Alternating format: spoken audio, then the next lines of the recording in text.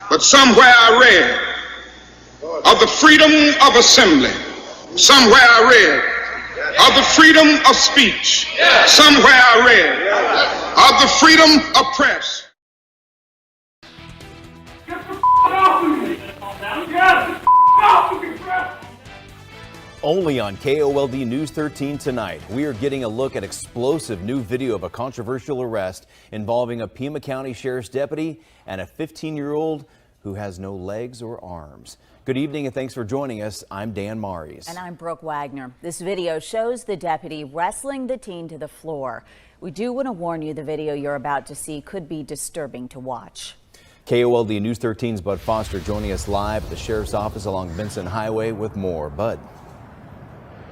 Well, Dan, I showed that video to the Pima County Sheriff's Department just a little while ago. They had not seen the video before, and once they watched it, they did begin an internal investigation. Now, this incident happened a couple of months ago, but that video is just now coming to light. We were able to get our hands on it today, and as you said, it's going to be rather explosive.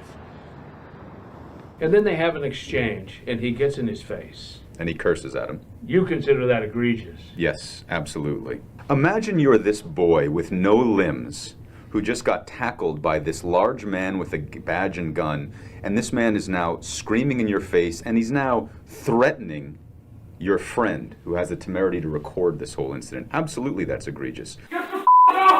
The 8-minute video begins with a deputy on top of the 15-year-old boy, wrestling him to the floor with shouting and swearing. Later, it also shows that same deputy arrests the 16-year-old boy who shot most of the video. He's eating the bowl of cereal. He puts the bowl of cereal down. He puts his hand behind his back, and now the deputy's going to slam his head into the wall. And he's completely restrained at this point and is not trying to resist arrest.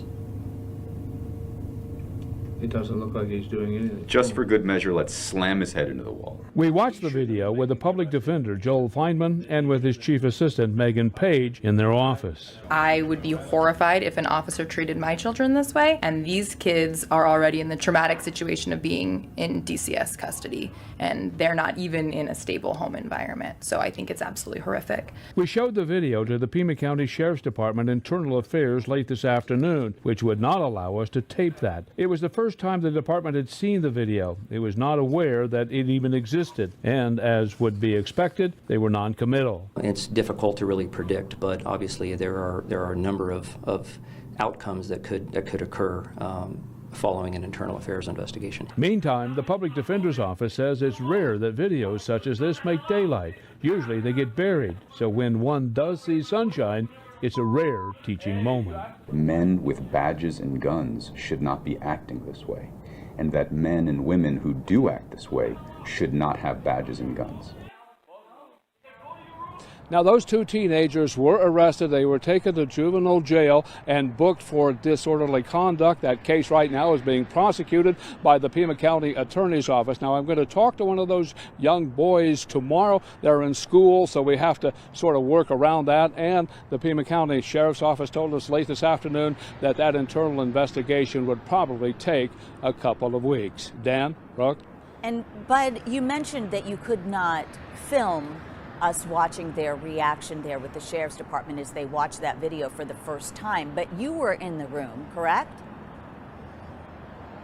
Well, yes, and these men are professionals, and they're very stoic. They didn't show any emotion, but I tell you what, they watched every moment of that video. They watched it very intently, and then after it was over, they asked us for a copy for their internal investigation.